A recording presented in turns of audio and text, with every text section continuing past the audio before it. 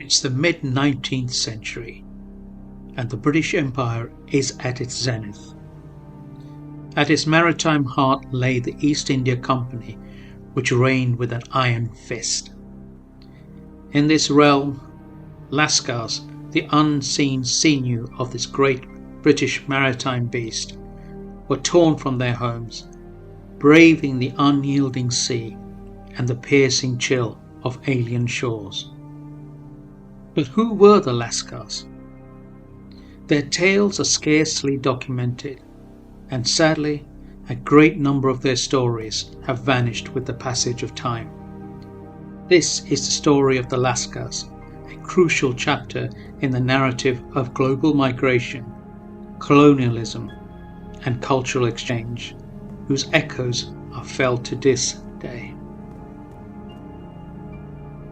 The tale of the Lascars, sailors from the Indian subcontinent and later other parts of Asia, weaves a complex narrative through the fabric of colonial maritime history. Their story begins in the 16th century, evolving significantly with the East India Company's rise in the 17th century. Originating from the Persian word Lashkar, meaning military camp or army, Lascar came to signify the skilled sailors from the East, employed by the British to navigate the treacherous waters of the Indian Ocean. Their unparalleled expertise was indispensable to the East India Company, a commercial giant established to dominate the East Indian spice trade. The Lascars were bound to their ships by articles of agreement, contracts that ensured loyalty but at the cost of their freedom. They were no more than cheap labour that helped drive trade and enterprise for their colonial masters. Drawn by the allure of wealth and the chance to break free from their impoverished circumstances, the Lascars were persuaded to enlist with the East India Company.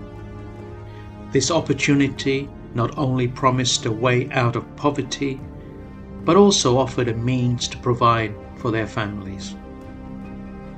The Lascars were the backbone of the East India Company's maritime operations. They helped man the ships that carried goods between Britain, India, and other parts of Asia. Aboard the numerous vessels that the Lascars helped navigate, they were often relegated to performing the most strenuous and humble tasks, from enduring the sweltering heat to stoke the boilers deep within the engine room's belly, to assuming the role of cooks and cleaners.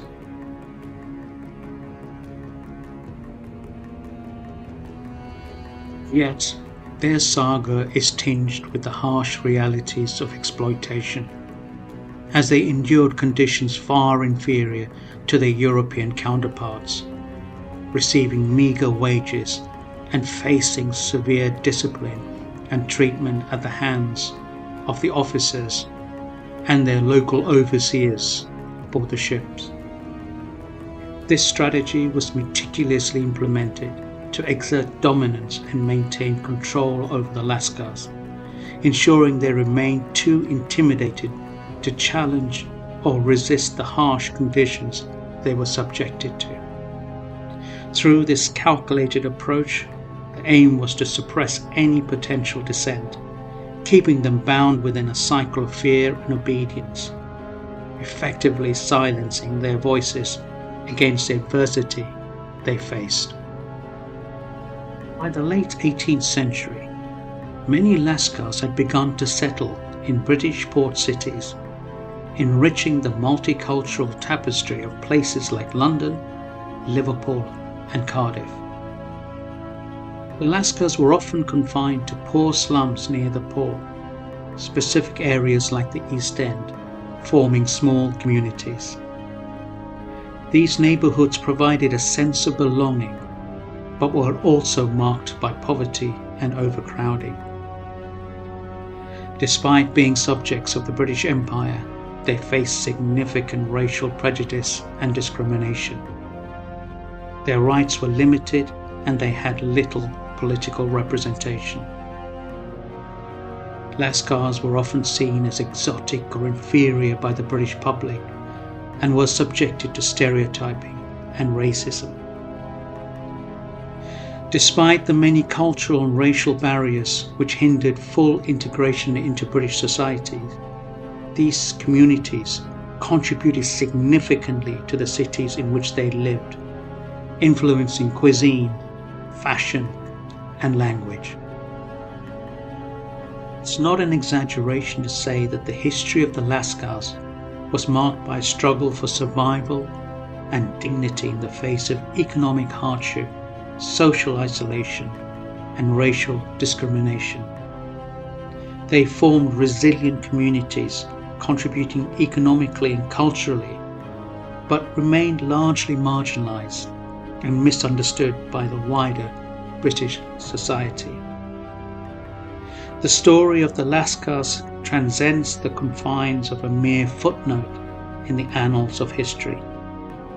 It stands as a testament to the pivotal contribution of Asian sailors to British maritime history. For too long, the lives and legacies of the Lascars have been eclipsed by the tales of European explorers and traders, diminishing the recognition of their invaluable efforts.